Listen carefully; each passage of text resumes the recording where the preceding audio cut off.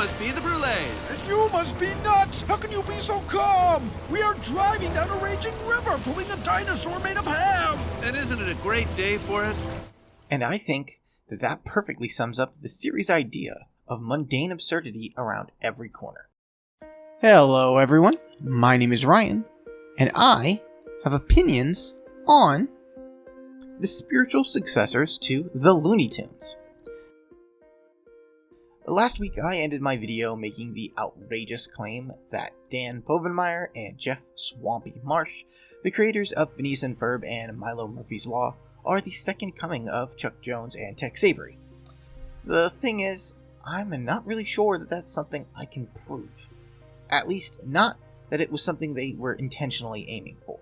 There is no doubt in my mind that they actually have picked up the torch of the spirit of the original Looney Tunes, through the similarities their shows approach humor.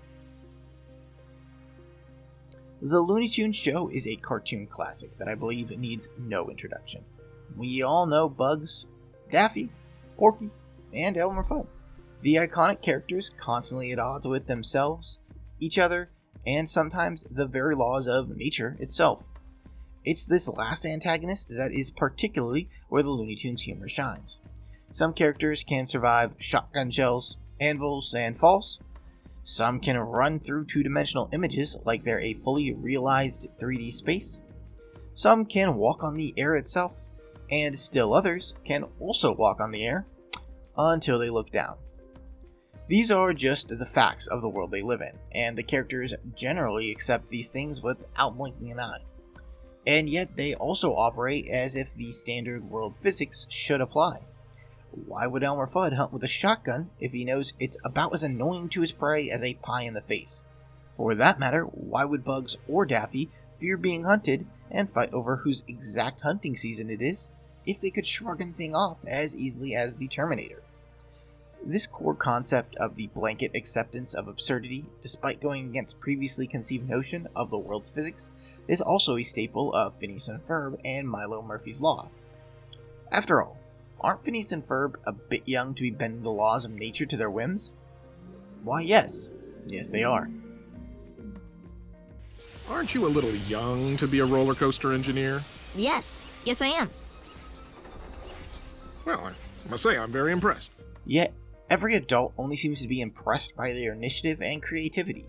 And so long as they aren't the ones in danger, the citizens of Danville seem unconcerned when some of their number are caught up in Milo's curse of Murphy's Law, of which anything that can go wrong will go wrong. Again, characters react to insane acts of reality-bending antics with little more than a shrug as if to say, what else could you expect? Often while also pointing out how very from the norm they are. Milo Murphy's Law is probably the most finely distilled version of this concept of mundane absurdity. Right from the pilot, in the opening scenes, we are shown the fear people have of Milo, recognizing the danger they can be in when around him, even if they are his friends. However, once the chaos is underway, and the only victim caught up in his hijinks is the new student, the other kids begin to breathe a sigh of relief, and even immediately begin making bets about how late to school they'll be. This could normally be chalked up to people who have been surrounded by this calamity all their lives, becoming desensitized to it.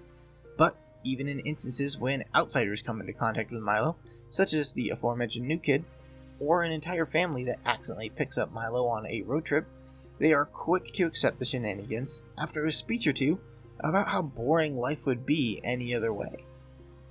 The moral of these episodes is usually along the lines of just go with the flow and accept things as they are, a generally fine moral seen 1,000 times in kids shows.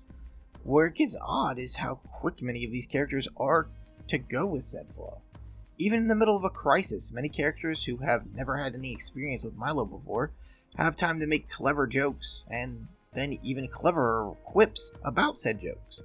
Sinking vehicles in a whitewater rapid flood of the Grand Canyon, just another standard Murphy family vacation, and soon, everyone is just along for the ride. After all, never boring even for a minute. It's my world and we're all living in it.